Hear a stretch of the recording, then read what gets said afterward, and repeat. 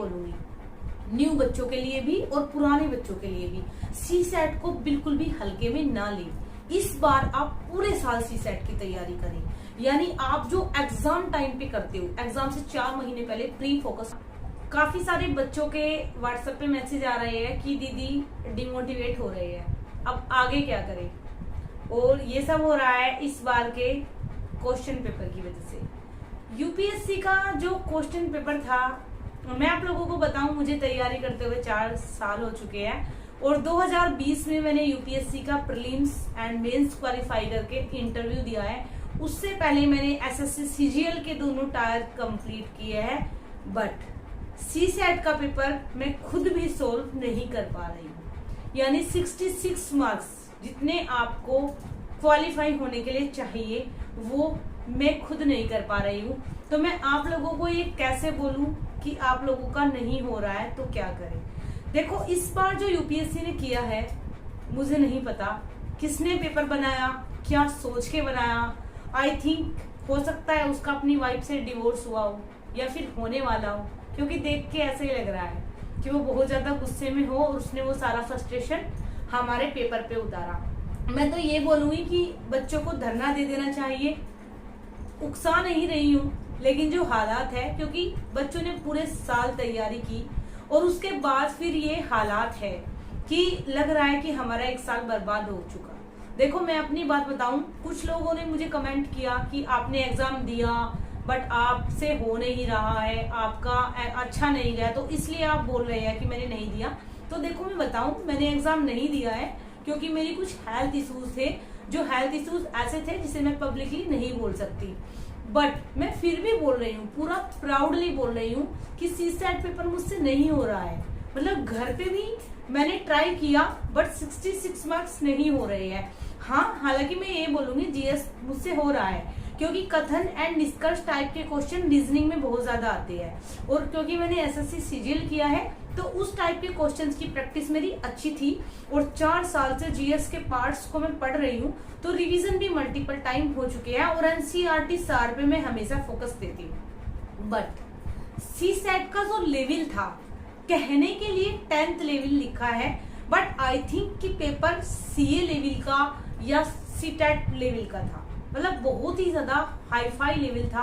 कुछ क्वेश्चंस ऐसे हैं कि आई थिंक वे 12th के मैथ क्लास में भी नहीं आते होंगे, 10th का तो मतलब ही नहीं है, जबकि हमारे सिलेबस में सीधा सीधा लिखा हुआ है कि 10वीं की कक्षा की तुलना का मैथ। और एक चीज, हमारे जीएस का जो पेपर है उसमें देखो मैंने यहीं पे सिलेबस लगाया है और जीएस का हमारा जो पार्ट है यानी क्वेश्चन पेपर 1, उसमें कहीं पे भी खेल से संबंधित क्वेश्चन का वर्णन नहीं है और आते भी नहीं थे, बस एकदम से घुसा दिया गया है।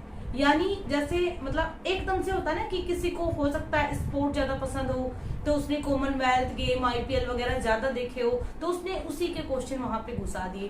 क्योंकि कुछ बंदे होते हैं ना न्यूज़पेपर में खेल से संबंधित ही न्यूज पढ़ते हैं, तो हो सकता है किसी ने देखो, अगर मेरी वीडियो को कोई अच्छे से सुन रहा है, हालांकि आई नो कि मेरे व्यूज इतने ज्यादा नहीं है, बट अगर कोई सुन रहा है तो प्लीज यूपीएससी में हमेशा पेपर वही बनाए जिन लोगों ने यूपीएससी एग्जाम को समझा है और उसके सिलेबस को अच्छे से देखा है, क्योंकि सिलेबस में खेल से संबंधित कहीं पर भी मेंशन नहीं है, फिर भी खेल से संबंधित क्वेश्चन भी आ रहे हैं। सेकेंडली चीज, सबसे अलग एकदम न्यू पैटर्न, अरे आप सिलेबस बताते हो, आप लोग पूरे साल बच्चों से मेहनत कराते हो, प्रीवियस क्वेश्चंस पेपर का हम लोग रट्टा लगा के बैठते हैं, तो इतना हिंट आप अपनी वेबसाइट पे दे सकते हो कि इस बार पैटर्न में थोड़ा सा बदलाव होगा।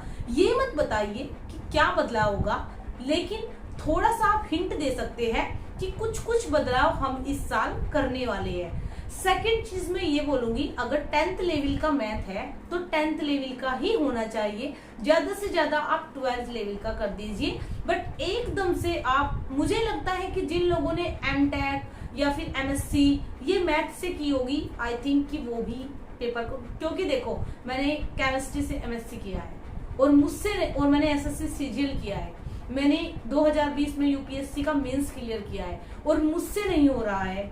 मतलब सी सेट में 66 मार्क्स मेरे खुद के भी नहीं बन रहे हैं और अब मुझे लग रहा है कि मैंने अच्छा किया। एग्जाम नहीं दिया। जिन बच्चों को ये लग रहा है कि मैंने एग्जाम दिया है और मैं जानबूझकर ये बोल रही हूँ, तो उनको मैं बता दूं, जब अटेम्प्ट देते हैं तो वो काउंट होता है, और अगर आप नहीं देते हैं तो वो काउंट नहीं होता है। तो अगर मैंने दिया होता तो मेरा काउंट भी होता। मेरे अभी 2 ही हुए हैं और मुझे काउंट अभी नहीं करवाने हैं, क्योंकि अभी मेरी एज बची हुई है। सेकेंडली, मुझे झूठ बोल के कुछ लेना भी नहीं था। अगर हम फेल है तो फेल है, क्योंकि अगर हम किसी मैदान में कूदते हैं तो हमें अपने फेलियर को फेस करने की भी अक्षमता होनी चाहिए, और जो कि मुझमें कूट कूट के भरी हुई है। क्योंकि मैं आप जैसे लोगों को ये दिखाने के लिए नहीं पढ़ती हूँ कि मैंने एग्जाम क्लियर किया है। मेरा शौक है, मेरे घर के हर कोने में आपको बुक्स मिल जाएगी। मैं अपने शौक के लिए अपनी स्टडी करती हूँ, नहीं तो मुझे जरूरत नहीं है IAS के पद की, बिल्कुल भी नहीं है। मैं अपने घर में अभी भी अच्छे से हूँ। तो आप लोग जिनको ये लग रहा है, कुछ बच्चों का तो मुझे ये भी मिला वैसे व्हाट्सएप पे कि हमने आपको देखा, मतलब मैं अपने घर में थी और आपने मुझे एग्जाम सेंटर पे देखा। वाह, मतलब आप लोग मुझसे कितना प्यार करते हो कि सपनों में भी मुझे देख रहे हो। खैर छोड़िए, अच्छे बच्चों की बात करते हैं। अब आपको क्या करना है, देखो, जिन बच्चों को लग रहा है कि आपका प्रीलिम्स हो जाएगा, वो अपनी मेंस की तैयारी में फोकस करें। जिन बच्चों को थोड़ा सा भी लग रहा है कि आपका प्रीलिम्स नहीं होगा, तो बिल्कुल भी टेंशन ना ले। आप इकलौते नहीं हो, लाखों विद्यार्थी आपके साथ है, लाखों टीचर्स आपके साथ है। आप दोबारा से मैदान में उतरिए और अपनी एक स्ट्रेटजी बनाइए सबसे पहले आप, और उस स्ट्रेटजी के अकॉर्डिंग आप अपने रिविजन्स लगाइए। यानी आप, जैसे एक चीज मैं यहाँ पे स्ट्रिक्टली बोलूंगी, न्यू बच्चों के लिए भी और पुराने बच्चों के लिए भी, CSAT को बिल्कुल भी हल्के में ना लें। इस बार आप पूरे साल CSAT की तैयारी करें। यानी आप जो एग्जाम टाइम पे करते हो, एग्जाम से 4 महीने पहले प्री फोकस जब तैयारी चलती है, तभी CSAT सब करते हैं। मैं खुद भी तभी करती थी। इस बार आप ऐसा बिल्कुल ना करें। आप पूरे साल अपनी एक स्ट्रेटजी बनाइए, जिसमें आप वीकली, जैसे सैटरडे या संडे को आप CSAT लगा लीजिए। यानी फुल डे आपको रीजनिंग, मैथ एंड कंप्रेंशन की ही प्रैक्टिस करनी है। और ये चीज जब आप वीक में करेंगे, तो यानी मान लो आपको 8 दिन हो गए, क्योंकि चार हफ्ते होते हैं। 4 हफ्तों में आप 2 डेज लगाइए या फिर 1 डेज लगाइए। तो मान लीजिए कि आपके 4 हो गई। अब 4 को आप मल्टीप्लाई करके देखिए, 12 चौक 48। तो यानी आप 48 दिन पहले से तैयारी कर रहे हैं, इससे ज्यादा भी कर सकते हैं। ठीक है, तो आपको क्या करना है, आपको CSAT को पूरे साल लेके चलना है। पहली चीज ये हो गई। सेकंड चीज, आपको पूरे साल MCQ की प्रैक्टिस करनी है और न्यू पैटर्न पे करनी है। लेकिन यहाँ पे मैं आप लोगों को एक चीज स्ट्रिक्टली बोल दूं, पुराने पैटर्न को भी छोड़ना नहीं है, क्योंकि UPSC के जो एग्जामिनर है वो एकदम पागल है। आई नो, अगर वो सुन रहे होंगे तो बुरा लगेगा, लेकिन हम लोगों को यही फील हो रहा है, क्योंकि 4-5 साल हो चुके हैं और कितने स्ट्रगल में तैयारी करते हैं कोई सोच भी नहीं सकता।